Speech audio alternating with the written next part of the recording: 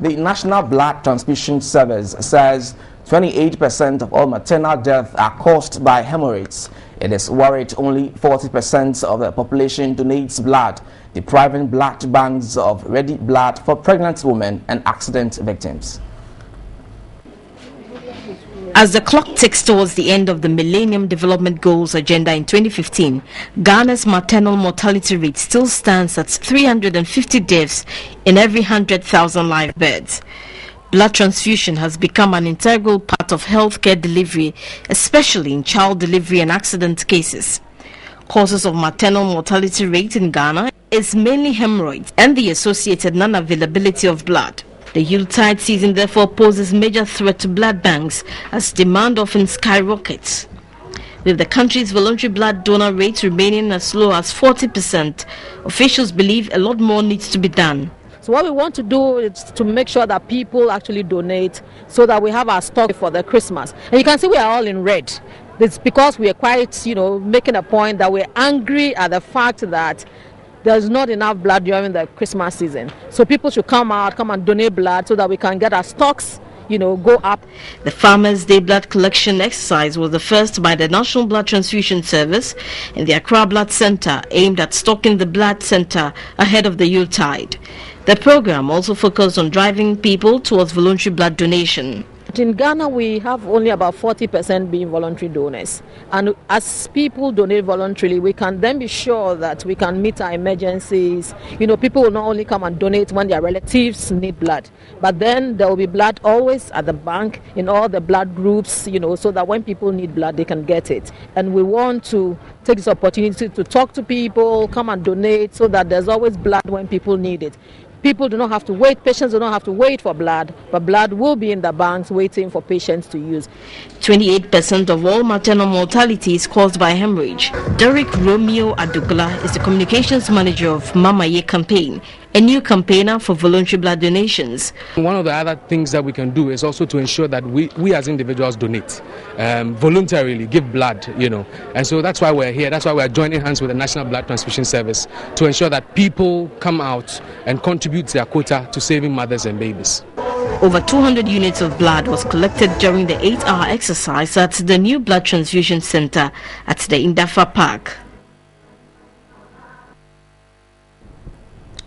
And we'll still stick with the issue of blood and blood donation, and we have in our studio Dr. Ebo Aqua, a hematologist with the National Blood Service, to speak about blood donation and its challenges with the issue. You're welcome to the program, Dr. Ebo Aqua. Thank you very much, Thomas. Now let's first begin. We know of the fact that the blood bank is really under intense pressure to get blood for the blood bank. How serious is the situation now? It has always been a problem because the reasons for blood transfusion, unfortunately, in this country are quite many.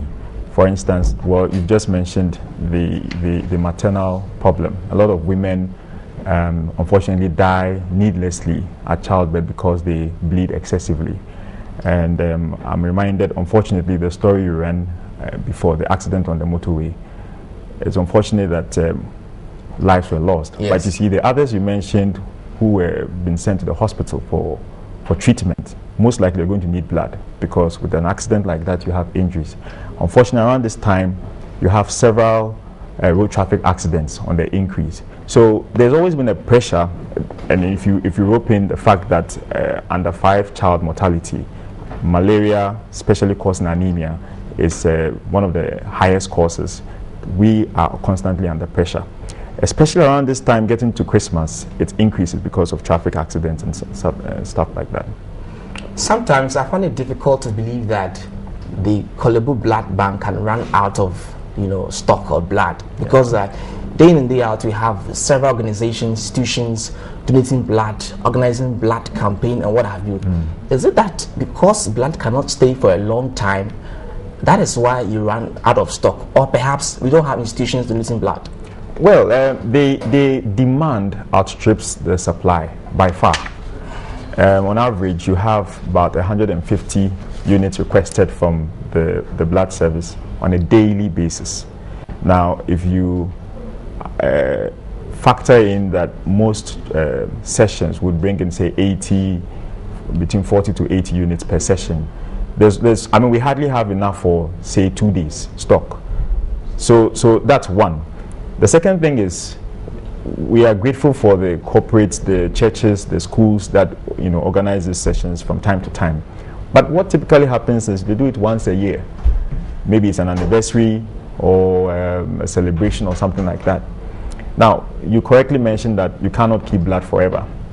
If the pressure went so high, I mean, typically a blood unit would last maybe 3-4 days in the fridge at the maximum. But otherwise, you can only keep blood for up to 5 weeks, which is a month and a week, really. So if you give blood today, certainly by the first week of the new year, that blood must have been used, as it cannot be used again. Now, every average adult can donate in Ghana a maximum of 4 times a year. That is every 3 months. But most people tend to do it once a year, which is why, even though you hear stories of so many groups coming over to donate blood, there always seems to be some pressure on the stocks. If we augment the storage facilities at Kolebu and indeed all other health centers, would that help? Yes and no.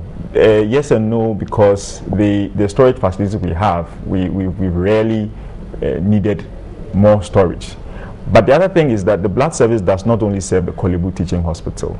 We currently serve about 50 facilities, both public and private, not only Greater Accra, okay, from Eastern region stretching to parts of the Central region, right? So it would be good to have storage facilities in the peripheries, and from time to time there are some blood fridges being supplied to those places. But as is obvious, what's the point in having a blood fridge when there's no blood in there?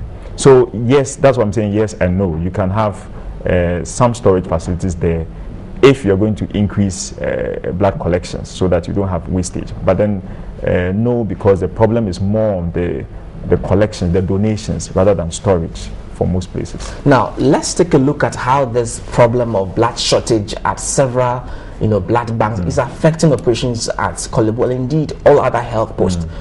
What would you say is the situation like when you run out of blood, and the fact that because blood has to stay for quite some number of days, you have to really under intense pressure to get blood and indeed help others who need help? Well, the number one problem that comes, transfusion related complication in health for our setting, is no blood. As someone said, blood transfusion is, if you need a blood transfusion, it's like needing a parachute. The day you need a transfusion, the blood isn't there, you're never going to need it. The day you need a parachute, you're in an aeroplane, you need a parachute. If the parachute isn't there, you're never going to need it again. So this is a direct complication of not having stocks. Whenever a doctor says that, patient, you need blood, we're prescribing a transfusion for you, most times there's no other substitute. You can't give blood tonics, you can't give any other, you can't give fluids, whatever it is, you need to give blood. So that the effect it has on health delivery is that preventable conditions, if you give a person, if the person needs blood and give them blood, chances are they will survive. Right, and we also have this issue of some religious organizations who are not too comfortable with donating blood, and when such issues come to the hospital, how do you manage them when the person has signed an oath not to donate blood or receive blood? How do you manage it? Oh well, usually the problem is the receiving blood, and for an adult who's of sound mind, who can make their own decisions, if they object to a transfusion, I mean they've probably considered that with all its they've thought the matter through. Usually the problem comes with children, because of the Children's Act and so on and so forth. So the blood cells, for the blood service and most facilities, it's not a problem, because before you get a transfusion, you have to agree to the transfusion or refuse the transfusion. So that's not a problem. Ours is to make sure that those who need a transfusion and who agree to receive blood transfusion, the blood will be there when they need it.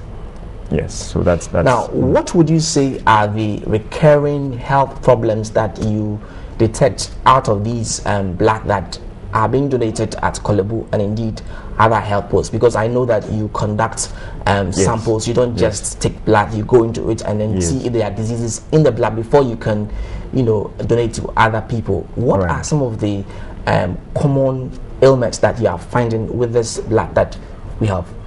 Right. If you could actually expand that to the person donating the blood and the blood they've given. So we run a series of tests on anyone who wants to give blood to make sure that they are fit to donate. Some of the things we look out for example, their blood pressure, their blood level. A lot of people say, well, I don't think I have enough blood. When you come, we'll check to be sure you have enough blood before you give. So it's not uncommon to find people who seemingly, well, everything is fine, and then you find that they have hypertension, which is not diagnosed, which obviously isn't giving symptoms, so they don't know that. So quite a number of donors have been helped through our regular screening, because every time you come to donate, you will be screened for such things. Yes, so that's with the donor. And apart from that, we offer advice on the kinds of food that helps to boost up your immunity and then the level of blood and so on. Then when you come to the blood itself, yes, we do run some tests to make sure that it will be safe for the patient who eventually receives it. So hepatitis, HIV, syphilis, and so on, because those are the diseases we certainly do not want to pass on. Fortunately, prevalence in Ghana of HIV, for instance, isn't too high. So currently, it's about 1.4%. So we are mirroring that, yes. And because we do, we screen donors by asking questions. We find out whether you are likely to be at a higher risk for harboring some of these diseases we test in the blood.